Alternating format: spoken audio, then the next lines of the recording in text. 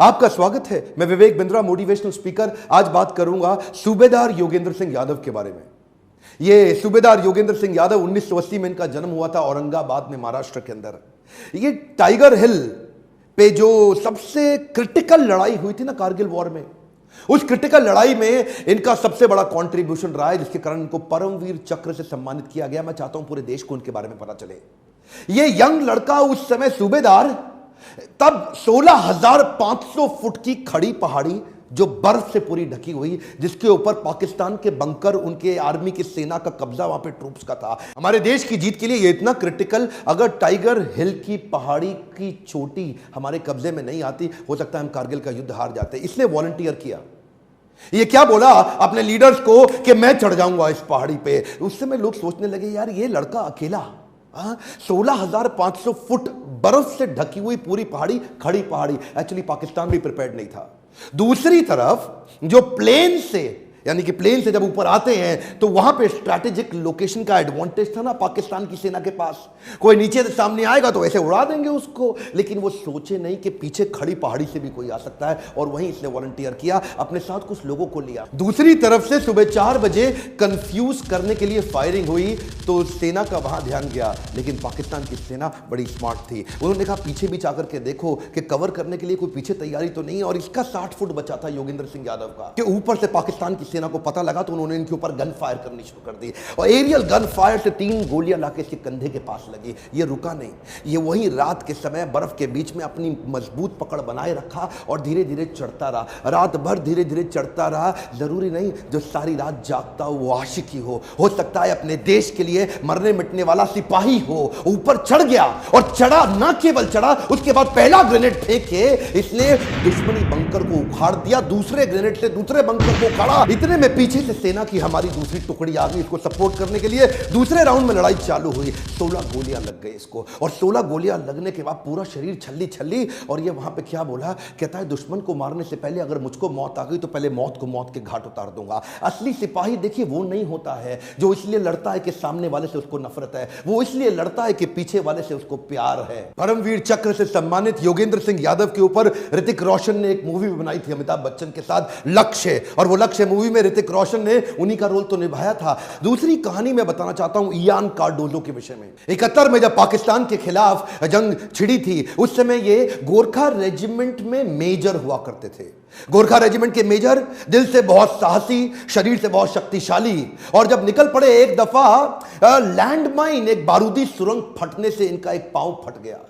और पांव जब फटा तो उस समय इमरजेंसी में कोई मेडिकल सुविधा थी नहीं वहां पे, और मेडिकल सुविधा ना होने पे लोगों ने पूछा अब क्या करें क्या करें क्या। इन्होंने अपनी खुकरी उठाई, वो जो गोरखा रेजिमेंट की गोरखाओं की खुकरी होती है, उसे उठा करके अपना पांव अपने हाथ से खुद ही काट डाला। जो जूनियर डॉक्टर थे वो पांव नहीं काट पा रहे थे, ऑपरेट नहीं कर पा रहे थे, इन्होंने खुद काट डाला। जनरल मानिक शॉ क्या कहते हैं, कहते हैं अगर तुझे मौत से डर नहीं लगता ना, तो या तो तू झूठ बोल रहा है या तू गोरखा है। गोरखाओं के बारे में आज देश जानता है कि वो उनमें कितना करेज, कितना साहस। इनका पांव फट गया, बहरहाल बाद में को मेडिकल ट्रीटमेंट पर लकड़ी का पांव लगाया गया। तभी आर्मी के सीनियर ऑफिसर्स ने बोला अब आपको प्रमोट नहीं किया जा सकता, क्योंकि अब आप विकलांग हो चुके हैं, अब आप डिसेबल्ड हैं, अब आपका एक पांव नहीं है। लेकिन इयान कार्डोजो कहां रुकने वाले थे, वो किसकी सुनने वाले थे।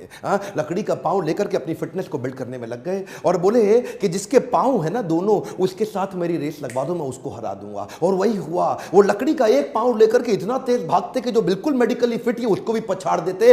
एक दिन अपना चेकअप कराने के लिए 6,000 फीट की पहाड़ी पर चढ़ के हेलीपोर्ट पे खीरा जाके पहुंच गए। बाद में उनकी परीक्षा सेना प्रमुख टी एन रैना ने खुद ली। उनको क्या बोला, लद्दाख की बर्फीली पहाड़ों पे मुझे चढ़ के दिखाओ। और लद्दाख की बर्फीली पहाड़ों पे जब उन्होंने चढ़ के दिखाया तो ये एकमात्र ऐसे सैनिक जो देश के अंदर डिसेबल्ड होने के बावजूद मेजर जनरल की रैंक तक पहुंचे। साहस उसे नहीं कहते कि आदमी चलता रहे, साहस तो उसे कहते हैं कि अब चल नहीं सकता लेकिन फिर भी चलता रहे। ये शरीर की ताकत से नहीं होता, ये आत्मीय बल से होता है, जिसको जिसको हम बोलते हैं बिलीफ सिस्टम। आपको याद है ना विक्रम बत्रा के विषय में, वीडियो लंबा ना हो जाए तो अगले वीडियो में विक्रम बत्रा के विषय में जरूर बताऊंगा। कैप्टन विक्रम बत्रा क्या बोलते हैं, वापस लौट के जरूर आऊंगा अपने पिता को बोले, या तिरंगा लहरा के आऊंगा या तिरंगे में लिपट के आऊंगा, लेकिन वापस जरूर आऊंगा। एक्चुअली जो दुनिया भर के देश है ना, वो अपने आर्मी का बहुत सम्मान करते हैं। हमारे देश की आर्मी जितना सम्मान डिजर्व करती है हम भूल गए हैं उनको।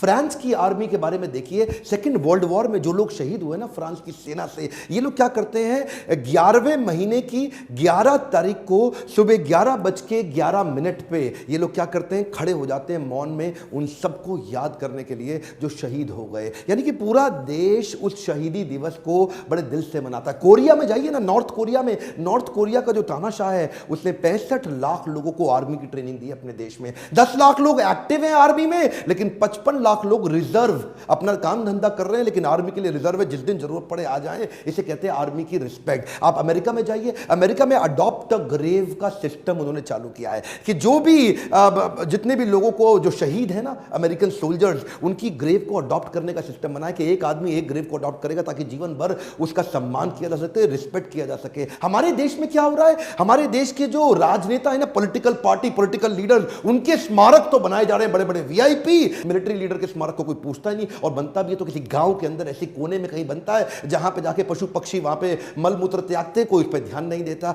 मैं ये पूछना चाहता हूं, आपके बच्चे देश के पॉलिटिकल लीडर से ज्यादा सीख सकते हैं या मिलिट्री लीडर्स से? अगर आपको लगता है कि मिलिट्री लीडर्स का सम्मान होना चाहिए तो उनके स्मारकों को बड़ा करने के लिए आवाज उठानी चाहिए। इस वीडियो को फैला दीजिए देश में ताकि मिलिट्री लीडर्स के प्रति और सम्मान और रिस्पेक्ट बढ़ सके। अगर आप किसी आदमी को जानते हैं जो देश की सेना में काम करता है, उस तक ये वीडियो पहुंचाइए, उसका भी सेल्फ एस्टीम बढ़े। जब जब एक मिलिट्री लीडर को देखो, खड़े होकर के उत्साह से ताली बजाओ। जब भी आप किसी मिलिट्री के आदमी को देखो, मुस्कुरा के उसका स्वागत करो और उसके लिए ताली बजाओ, उत्साह बढ़ेगा उनका। थोड़ा सा समय लगाइए, व्हाट्सएप पे डाउनलोड कर सकते हैं क्या इस वीडियो को? डाउनलोड करके इसको व्हाट्सएप पे शेयर करिए। अगर आप अगला कैप्टन विक्रम बत्रा की शौर्य गाथा को सुनना चाहते हैं तो वीडियो को लाइक करके उत्साह बढ़ाइए, सब्सक्राइब करिए और करवाइए। मेरे साथ जुड़े रहने के लिए, हर बार वीडियोस को आके देखने के लिए दिल से आप सबका धन्यवाद।